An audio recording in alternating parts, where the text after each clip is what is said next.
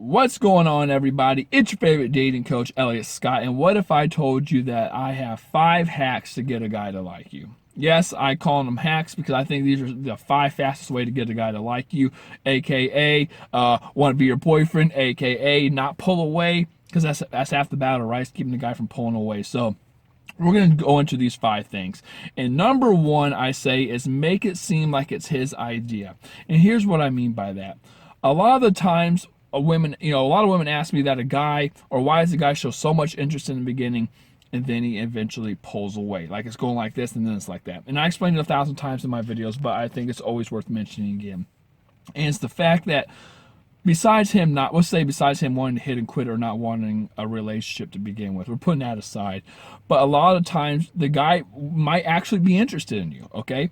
And he says to himself that he does want something serious, but over time, when it gets serious and the vibe comes along, he's like, okay, I actually don't want this. And the number one reason he pulls away is because he feels like it's too much too fast, or that he's being pressured into it.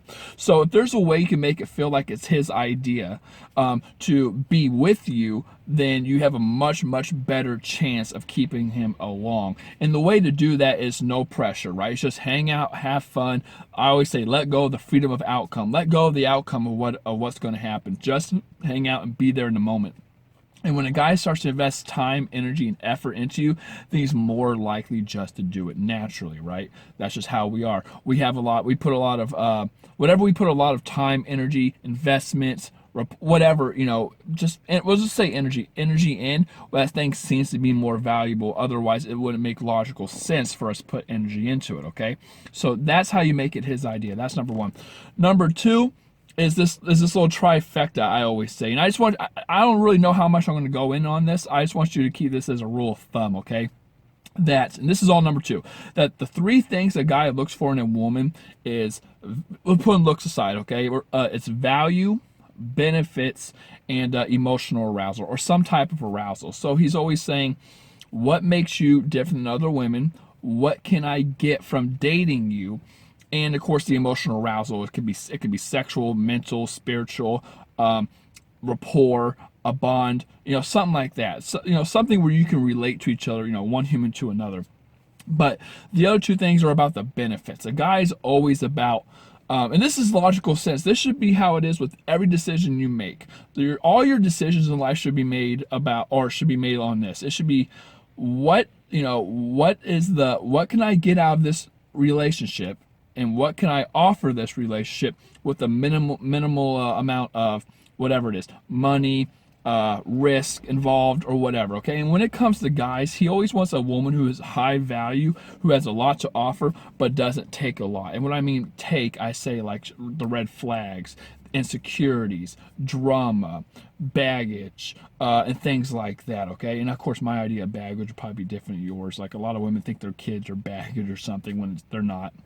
I just mean like let's say a guy breaks up with you in the past, and and you're crazy, you have some complex over it, right? That would be a baggage to me, okay? But a guy's always looking for a high value woman who has a lot to offer and who can trigger an emotional response from. If you can create that trifecta, then you got this guy like it's nothing. Number 3, which is limit texting. Oh my God. If you could, this again, I talked about like the top 3 things you can, that pushes guys away. This would probably be number 1 or 2. Limit your damn texting. Texting is, and again, it's not, I can go into the cliche part of it and saying, oh, if you over text, then you seem needy, you seem insecure, you seem like you're this, you're that, like you're gonna suppress him, you're gonna bother him, you're gonna come off annoying. I could talk about that aspect of it, but it's not even that.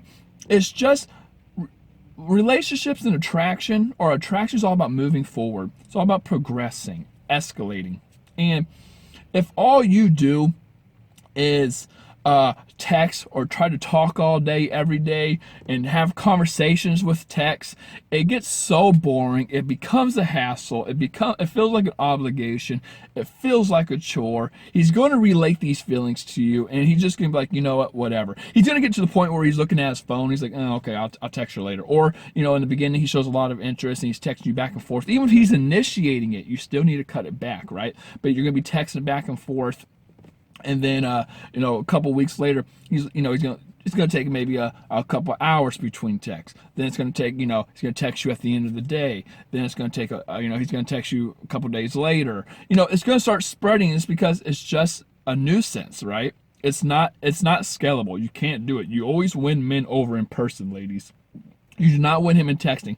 Texting is, I like to think of it as like a thin thread to keep things together, right? But you win men over in person. Limit the damn texting.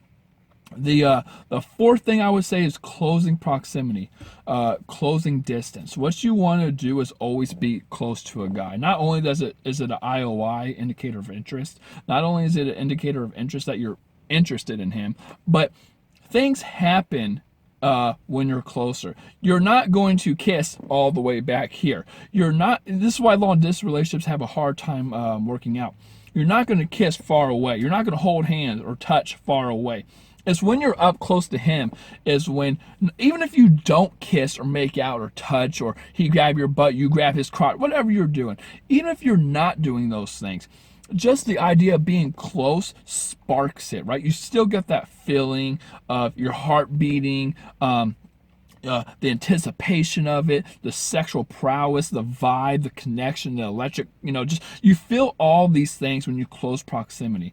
It's just sexy. Right? And like I said, if you want to get a guy, going back to the trifecta, you got to talk about the emotional arousal. That gives you so many different types of arousal, it's not even funny. You have to close proximity. It shows a guy you're interested in so many different ways, and it shows that or not shows, but it sparks a lot of guys are sexual, visual, and physical by nature. Why not help it and fix it? Why not use it to your benefit and just close the proximity? Okay, which finally leads me to the fifth and final thing, which kind of goes with it. It's break barriers. Nothing is more boring than when you're both like you kind of have this distance, and one of you afraid to make a move, or you don't make a move, and you gotta feel so stiff, like I don't want to touch her, I don't want to break, I don't want to do this, and and get out of my box. I don't want to, I can't do that. I don't want to break out of my box. Thanks. If I touch her, it'd be weird. Like, you don't want that shit. That's so awkward.